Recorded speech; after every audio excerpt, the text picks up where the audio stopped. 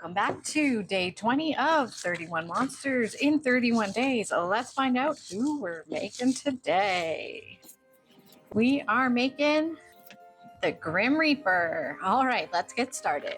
While we're sketching out the plan and making the basic blob shape that all the monsters in this series are built off of, I'm going to give you a bit of a history of the Grim Reaper and the reason I included him on my monster list. If you want to see slower step-by-step instructions on how to make this basic blob form, check out this video.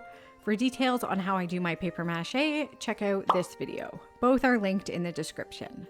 The Grim Reaper is the personification of death in Western culture. He's typically depicted as a skeletal figure in a dark hooded robe carrying a scythe. The imagery originated in Europe during the Black Death of the mid-14th century. About 50% of Europe's population was lost at that time, and people were forced to confront death as a central and visible part of everyday life. Each element of the Grim Reaper is symbolic. The robe is reminiscent of monks' robes from the Middle Ages. The skeleton represents the human body after death and decay, and the scythe symbolizes death, striking down, and harvesting human lives. In addition to striking down lives, the Grim Reaper acts as a guide ushering souls to the afterlife.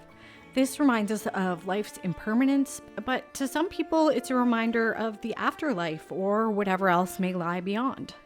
It's not surprising that the Grim Reaper is associated with Halloween, with the holiday's focus on the supernatural and the boundary between the living and the dead. The Reaper's role as the personification of death and guide of souls makes him a natural fit for my monster list. Here's the dried blob. You can see I've given him kind of a cone head here.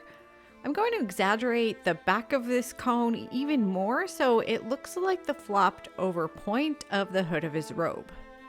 I'm wadding up a bit of paper and taping it into this kind of triangular shape, and I'm going to stick this so it's like hanging off the top of the little cone head. I'll use a bunch of masking tape to smooth the wad of paper onto the dry blob. I'm going to use this aluminum kitchen foil to make a long tapered snake. This is going to become the front of his hood. I'll stick on this big visor thing, and then I'll fill in the bottom with a bit more foil here. Again, I'm using tape to smooth the transition between the blob and the foil. Now I want to make the bottom of the blob flare out so it looks like the folds and fabric of his robe. I've cut this shape out of some Bristol board, and then I'm just pinching it into a curve and hot gluing it onto the base of the blob. I'll work my way with these shapes around the sides and back of the blob. For the front, because his robes would kind of be dragging behind him as he walks, I just did a small flare of foil across the front. I'm going to use a bit more foil to emphasize the backmost part of his robe because that's where there would be the most fabric. I'm going to give the sculpture a new base to reinforce all those folds I just made. I'm placing the little Reaper onto a bit of cardboard, tracing around, then using my craft knife to cut that shape out. I'll hot glue that onto the existing base of the blob, then I'll use short strips of masking tape to smooth all of that together.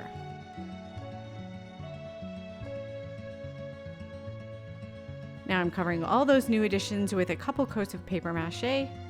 We'll let that dry before moving on, but look how freaking cute he is. I'm going to use some air dry clay to make his skull face. I want to make it a bit easy on myself, so I'm laying this paper onto the sculpture and using my fingers to crease the paper into the hood. Now I know how big my face can be, and I'm sketching out the skull onto that space and cutting it out. This will be the template for the clay face I'm about to make next.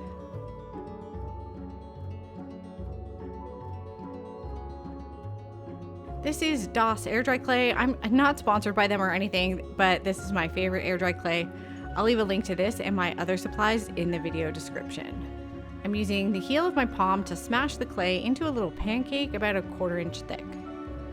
I'm putting the little template I just made on there and cutting out the skull shape. The great thing about this clay is that because it has a lot of paper fiber in it, you can stick it to the paper mache with a regular old white glue.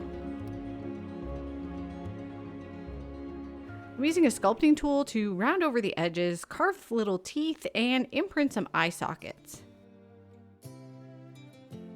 I'm loving how this is looking. I'm going to set this aside to dry. When dry, I'm giving the skull a light sanding with these nail files I like for the job. This just refines the surface finish a bit. If you're going to do this yourself, remember to always protect your lungs when sanding dry clay. Now a Grim Reaper needs a scythe, so I found this bit of dowel to be the handle. I'm wrapping a bit of foil around the scythe to get the appropriate size, and then I'm sticking it onto the Reaper where his arm would be. I've used a bit more foil to blend that hand thingy into the folds of his robe. And of course, I'm covering all that in paper mache. I'm using this scrap of craft foam to make the scythe blade. I even managed to get a bit of bevel in the blade with my craft knife. I'll give the blade a dry brush of silver paint. And I guess I didn't film it, but at some point I did glue the blade onto the handle and then aged the wood with a brown wash. The paint job for the Reaper is really simple. I painted the skull an off-white bony color. Everything else got painted black.